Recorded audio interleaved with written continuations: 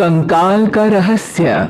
चौरा गांव के खेतों में इन दिनों खुदाई का काम चल रहा था। असल में इसी गांव से होकर एक अच्छी सड़क गुजरनी थी, इसलिए यहां खुदाई शुरू की गई थी। अचानक एक दिन खुदाई करने वाली मशीन से कुछ टकराता है। बाद में जब खोजबीन की जाती है तो वहां से दो कंकाल मिलते हैं। पुलिस गांव के लोगों से पूछताछ शुरू करती है। आप लोगों को क्या लगता है ये किसके कंकाल हो सकते हैं? अरे साहब, हमें क्या पता ये किसके कंकाल है, आप ही लोग पता लगाइए। हम लोग तो बहुत ज्यादा डरे हुए हैं। हाँ, हमारी फॉरेंसिक टीम अभी आ रही है। ये बताओ कि इस गांव के रहने वाला कोई जोड़ा गायब तो नहीं ना? क्योंकि शुरुआती जांच में तो ये बात सामने आ रही है कि एक कंकाल किसी पुरुष का है तो एक किसी महिला का। साहब, हमें तो बहुत डर लग रहा है। ऐसे कंकाल मिलने का मतलब गांव के आसपास ही किसी की हत्या हुई है या फिर किसी को जलाकर मार डाला गया है। हाँ साहब, हम अपने परिवार को लेकर बहुत ही ज्यादा परेशान हैं। देखिए, आप लोगों की परेशानी हम समझ सकते हैं, लेकिन आप लोगों को पुलिस का सहयोग करना होगा, क्योंकि आपके सहयोग के बगैर हम ये पता नहीं लगा सकते हैं कि आखिर ये किसके कंकाल है और इनकी हत्या किसने की। ठीक है साहब, गांव के लोग आपको पूरा सहयोग करेंगे। हाँ साहब, पूरा सहयोग करेंगे। तो फिर ठीक है, हम अपनी जांच शुरू कर देते हैं। कुछ दिन बाद जांच रिपोर्ट आ जाती है। पता चलता है कि ये कंकाल करीब 20 साल पुराने हैं, यानी 20 साल पहले किसी जोड़े की हत्या कर शव को यहां पर दबा दिया गया था। इंस्पेक्टर राघव, ये बताओ कि 20 साल पहले की मर्डर मिस्ट्री क्या आप सुलझ सकती है? हाँ सर, क्यों नहीं, लेकिन अब सबूत और गवाह काफी मिट गए होंगे। मुश्किल तो होगी, लेकिन शायद किसी परिवार को इंसाफ मिल सके।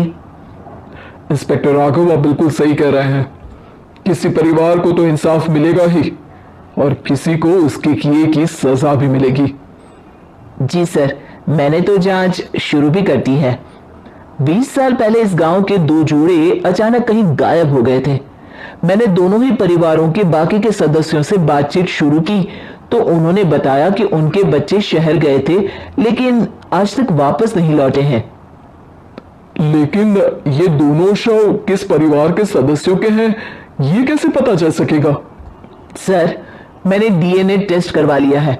आज शाम तक इसकी रिपोर्ट भी आ जाएगी। अच्छा, ठीक है।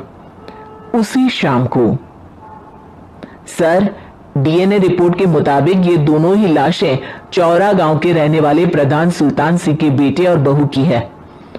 लेकिन इनकी हत्याएं किसने की है, ये कैसे पता लगेगा? इसी का तो पता लगाने की कोशिश में जुटा हूं सर। आज सुल्तान सिंह से मिलने भी जा रहा हूं। मेरा बेटा और बहू तो मेरे लिए सिर्फ यादों में ही रह गए थे। हमें उनकी लाशें तक नहीं मिल सकी थी।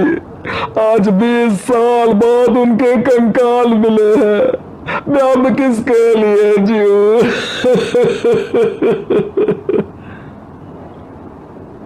लेकिन सर, क्या आपकी किसी से कोई दुश्मनी थी? अपने बेटे बहू की हत्या के लिए आप किसे जिम्मेदार मान रहे हैं? अब मैं किसका नाम बोलूं? मेरी तो किसी से दुश्मनी नहीं थी, बस मेरे बेटे बहू को कोई वापस ला पाता।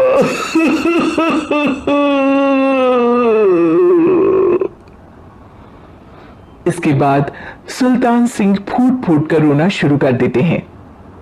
सर, अब आप इनका अंतिम संस्कार करवा सकते हैं। कम से कम इनका शरीर ना सही, इनका कंकाल तो आपको मिला है। लेकिन हाँ, अगर आपको कुछ भी याद आए तो जरूर बताइएगा। मेरी तो बेटा अब उम्र हो गई है, लेकिन मेरे बेटे और बहू के हत्यारों का जरूर पता लगाइएगा, क्योंकि जब तक हत्यारे पकड़े नहीं जाएंगे मेरा मन नहीं मानेगा। सर, हमारी पूरी कोशिश रहेगी हत्यारे को पकड़ने की। लेकिन एक बात बताइए, उस वक्त आपको किस पर शक गया था? उस वक्त मेरे एक ड्राइवर को पकड़ा गया था, लेकिन सबूतों के अभाव में उसे छोड़ दिया गया था। अच्छा, और ड्राइवर पर कैसे शक हुआ था? क्योंकि उस दिन ड्राइवर छुट्टी पर था। उस समय लेकिन लाश क्यों नहीं मिल सकी थी? उस वक्त पुलिस ने बहुत कोशिश की थी, लेकिन दोनों की डेड बॉडी नहीं मिल सकी थी। ठीक है, हमारी तफ्तीश चल रही है, मैं फिर आऊंगा। इसके बाद इंस्पेक्टर वहां से चला जाता है और सुल्तान सिंह अपने बेटे और बहू की याद में खो जाते हैं। कुछ दिन बाद सुल्तान सर, एक बात बताइए, जब आपके बेटे बहू की हत्या हुई थी, उसी के आसपास आपके ही गांव का रहने वाला एक और जोड़ा उसी वक्त गायब हो गया था ना? हाँ सर, अलका और अभिषेक, वो भी मेरे बच्चों जैसे ही थे। तो फिर वो कहाँ है? उनका भी आज तक पता नहीं चल सका, लेकिन बताते हैं कि कुछ साल पहले अभिषेक को गांव के ही किसी आदमी ने मुंबई में देखा था, लेकिन फिर वो गायब हो गया। यानी अभिषेक और अलका की हत्या नहीं हुई थी, बल्कि उन्होंने किसी वजह से खुद ही गांव छोड़ दिया था। हाँ, हो सकता है, क्योंकि अभिषेक मेरे बेटे संतोष का अच्छा दोस्त था और उसका मेरे घर भी आना जाना लगा रहता था। हो सकता है कि उसने मेरे बेटे और बहू के बारे में सुन लिया हो और ये गांव छोड़ दिया हो सकता है। उनके परिवार का कोई अब नहीं रहता क्या इस गांव में? अब तो कोई नहीं रहता। एक चाचा थे, लेकिन उन्होंने भी अपना पुश्तैनी मकान बेच दिया है। वो भी अब कहीं शहर में ही बस गए हैं। ओह, अभिषेक और अलका के बारे में भी पता लगाना होगा।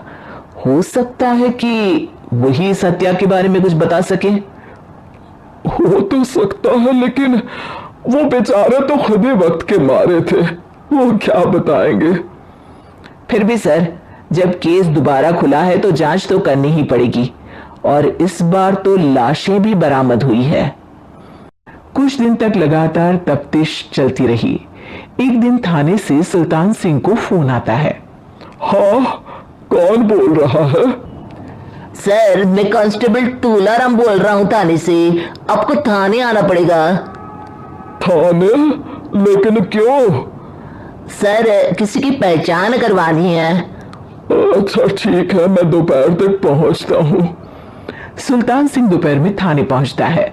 कई पुलिस के अधिकारी वहां मौजूद रहते हैं। सर, आपके बेटे की हत्या का रहस्य आज शायद सुलझ जाए। अच्छा इंस्पेक्टर राघव, पर वो कैसे? सर, उस आदमी को देखिए, क्या वही अभिषेक है? सुल्तान सिंह की आंखों में हैरानी से आंसू आ जाते हैं। हाँ सर, यही अभिषेक है। ये आपको कहां से मिला? सिर्फ अभिषेक ही नहीं, बल्कि इसकी पत्नी अलका भी इसके साथ है। मैडम, जरा अभिषेक की पत्नी को लाइए। जैसे ही अलका को पेश किया जाता है, सुल्तान सिंह जमीन पर गिर जाते हैं। सुल्तान सर, क्या हुआ आपको? आप अलका को देखकर गिर क्यों गए? सुल्तान सिंह सर पकड़कर बैठ जाते हैं। ये अलका नहीं, बल्कि ये तो मेरी बहू रितु है। पूरा थाना एक दूसरे का मुंह देखने लगता है। क्या? इसके बाद हर किसी को दो कंकाल और हत्या का रहस्य समझ में आ गया। अभिषेक और रितु ने मिलकर संतोष और अलका की हत्या की थी और लाश को जमीन के नीचे दबा दिया था। आज 20 साल बाद इस हत्या का रहस्य खुल सका था कि अवैध प्रेम संबंध में दो मासूमों की जान गई।